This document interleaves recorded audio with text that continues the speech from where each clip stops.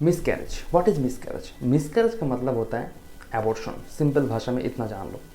अब एबॉर्शन किसको कहते हैं? मान लो आप प्रेग्नेंट हो और 20 हफ्ते 20 वीक्स प्रेगनेंसी आपका हो चुका है और उसके बाद आपका फीटस आपके यूटेरस से कैसी भी हो बाहर आ जाए, ठीक है, जो बाहर के एटमॉस्फेयर में बचने के लिए है ही नहीं लेकिन वो बाहर आ जाए, उसको ही कहते हैं एबॉर्शन। एबॉर्शन और मिसकैरेज के अंदर छोटा सा डिफरेंस है। हाँ आई नो, वो बुक्स की तरह तो मैं नहीं बता पाऊँगा, अगर आप लोगों को समझना है आसान भाषा में हम बता देते हैं। वो है, एबॉर्शन को हम लोग फोर्सफुली कर देते हैं for the benefit of mother और चाइल्ड, मतलब बच्चा या फिर मम्मी के अंदर कोई डिजीज़ हो, कोई बीमारी हो, कोई प्रेगनेंसी हो जो अनवांटेड है, किसी रेप केस में, उसमें हम एबॉर्शन करवा देते हैं। या फिर बच्चे में कोई ऐसा बीमारी है, कोई कंजेनिटल डिफॉर्मिटी है जिसकी वजह से बच्चा शायद ज़्यादा दिन ना बचे, उसको डिलीवर करके नहीं बचा सकते, उन सब केसेस में हम एबॉर्शन करवा देते हैं। लेकिन मिसकैरेज क्या है? मिसकैरेज आप प्रेग्नेंट हो, आपको पता है, ठीक है, लेकिन अचानक से आपका प्रेगनेंसी लॉस हो जाता है, आपका बच्चा गिर जाता है, यूट्रस से बाहर आ जाता है। वो बहुत सारे केसेस में होता है, इसको हम मिसकैरेज कहते हैं आसान शब्दों में। अब होता क्यों है? देखो, होने के तो बहुत सारे रीज़न है।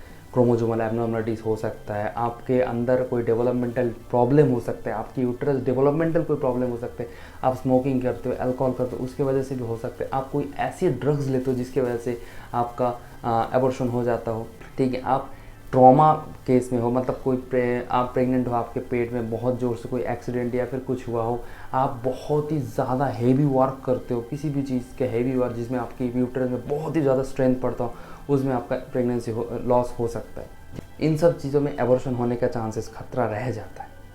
ओके, तो अब इन सब चीज़ों को हम ठीक कैसे करें? देखो, सबसे बेसिक चीज़ अगर बता देता हूँ, प्रिवेंशन अगर करना है तो उसके लिए आपका जब भी प्रेग्नेंट होने का मन हो, ठीक है, जब भी आप सोचो कि हम बच्चा ले सकते हैं, हम उसको फाइनेंशियली कर सकते हैं, इमोशनली, मेंटली, सब कुछ से आप स्टेबल हो और बच्चा लेने के लिए मन बैठा लिया हो, ठीक है, उस टाइम सबसे पहले उस टाइम आपको एक डॉक्टर के पास जाना है, गायनोकोलॉजिस्ट के पास जाना है और बताओ प्रॉपर प्लानिंग। देखो, आज से 20-25 साल अगर पहले की बात होता तो उस टाइम की लड़कियों में या फिर इंसानों में वो दम था, ठीक है, वो यूट्रस का मसल जो थे वो भी पावरफुल थे, वो भी बहुत स्ट्रॉन्ग थे। आजकल के ज़माने में इतना स्ट्रॉन्ग है भी नहीं।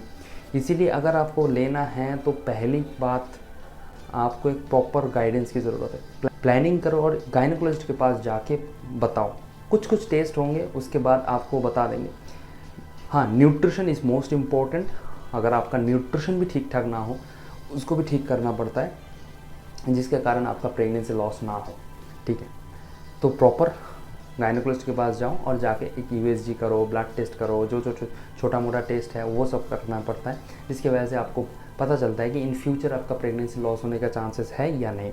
अगर है तो उसको कैसे मिनिमाइज़ किया जा सकता है। देखिए, बहुत सारे ऐसे मेडिकेशन है जो प्रेगनेंसी सोचने से पहले से उसको बंद करना पड़ देता है, ठीक है, ऐसे बहुत सारे मेडिकेशन है।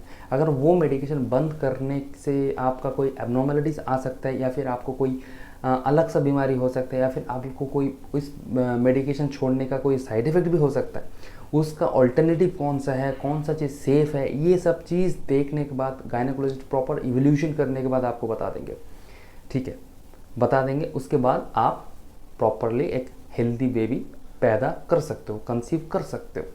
तो सबसे पहले आपको क्या करना है, बच्चा लेने से पहले प्लानिंग करो एंड गायनोकोलॉजिस्ट के पास जाके प्रॉपर गाइडेंस लो, ठीक है। इससे आपका मिसकैरेज होने का चांसेस बहुत ज़्यादा कम हो जाएगा।